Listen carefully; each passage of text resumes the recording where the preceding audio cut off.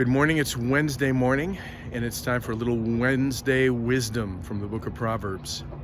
Last week we looked at Proverbs 3, 5, and 6, those life verses. Trust in the Lord with all your heart and lean not on your own understanding, but in all your ways acknowledge Him, and He will make your paths straight. But before we left chapter 3, I wanted to hit three more verses 13 and 15. They go like this. Blessed. That's the first word, blessed. So pay attention. What's about to come is really, really important. How to be blessed. Blessed is the one who seeks wisdom, the one who gets understanding.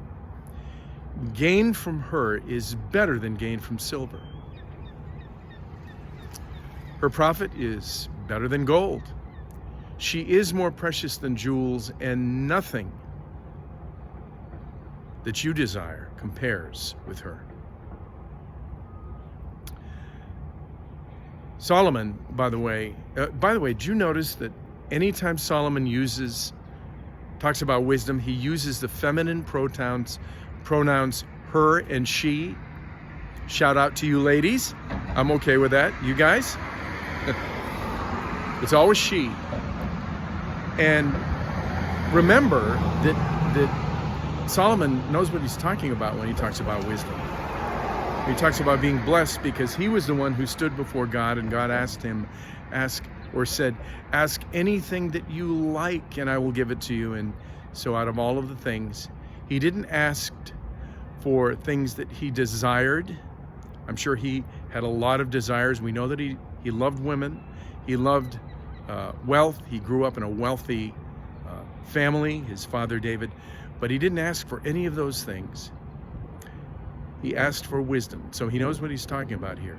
And the key to these three verses is in the last verse, where he says, he uses the symbols of value, silver, gold, and jewels. But he says at the end, nothing that you desire.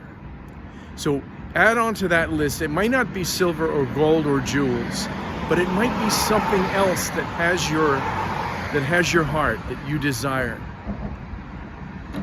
Go through the alphabet. You'll find a word starting with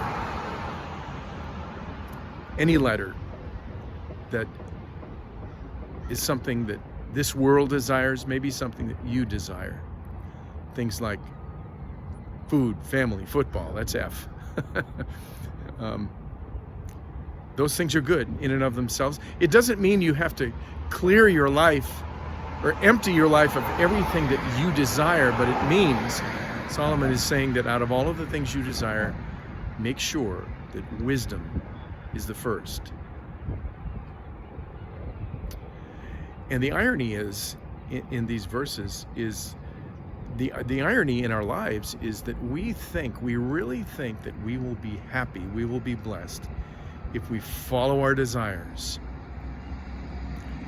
And yet Solomon says, the blessed man is the one who sees the value of things that are eternal, not temporary, not passing away. And so maybe today just scan your life, do a little scan, and see if you are desiring and seeking those things with eternal value and not the things that will pass away. So that's a good segue to our get-together tonight. Wednesday Wisdom. Let's talk. 7 p.m. We're going to be looking at the sermon for this Sunday on the Scripture and faith. We're going to be discussing the questions that are part of this flock note. So hope you'll be with us for that. Have a great Wednesday.